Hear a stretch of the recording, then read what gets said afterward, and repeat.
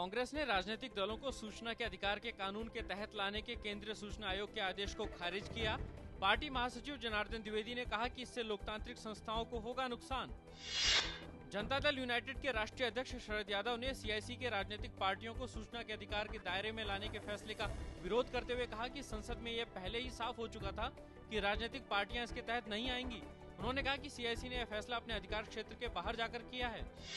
राजनीतिक दलों को आरटीआई के दायरे में लाने की मांग करने वाली संस्था एडीआर ने कहा कि संसद द्वारा बनाए गए कानून से ऊपर कोई नहीं है। संस्था ने कहा कि सूचना आयोग के आदेश के बाद राजनीतिक दलों को पारदर्शिता से सामने आने का अवसर मिलेगा। आईपीएल फिक्सिंग मामले में राजस्थान रॉयल्स के गिरफ्तार 3 खिलाड़ी एस श्रीसंत, अजीत चंदीला और अंकित चौहान को 14 दिन के लिए न्यायिक हिरासत में भेजा गया। दिल्ली पुलिस ने इन सभी आरोपियों पर लगाया मकोका। स्पॉट फिक्सिंग मामले में गिरफ्तार चेन्नई सुपर किंग्स के मालिक गुरुनाथ मेहप्पन और अभिनेता विंदु रंधावा सहित 8 लोगों को मिली जमानत।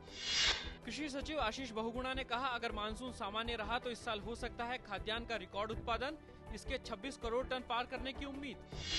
संसदीय मामलों के मंत्री कमलनाथ ने कहा कि कांग्रेस पार्टी जल्द से जल्द खाद्य सुरक्षा विधेयक संसद में लाना चाहती है, लेकिन भाजपा इस पर राजनीति कर रही है। उन्होंने कहा कि इस बिल के लागू होने से सबसे ज्यादा फायदा गरीबों को होगा। शेयर बाजार में आज गिरावट, सेंसेक्स 65 अंक गिरकर 19,546 पर हुआ बंद। निफ्टी में भी 20 अंकों की कमी, 5,919 पर हुआ बंद। शीर्ष वरीयता प्राप्त नोवाक जोकोविच 7 बार के चैंपियन राफेल नडाल और महिला वर्ग में विक्टोरिया अजरेंका और मारिया शेरापोवा फ्रेंच ओपन के क्वार्टर फाइनल में पहुंचे।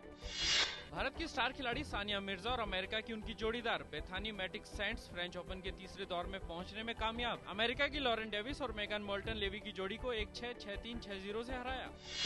मुंबई के मशहूर डब्बे वालों का जलवा दुबई में भी आएगा नजर। डिब्बे वालों की तरफ से अरविंद तालेकर खाड़ी सहयोग परिषद द्वारा दुबई में आयोजित सम्मेलन में अपनी प्रबंधन क्षमता से संबंधित अनुभव बांटेंगे। इस सम्मेलन का मकसद सरकार, व्यापारियों, कॉर्पोरेट जगत और मीडिया से संबंधित लोगों में समन्वय स्थापित करना है।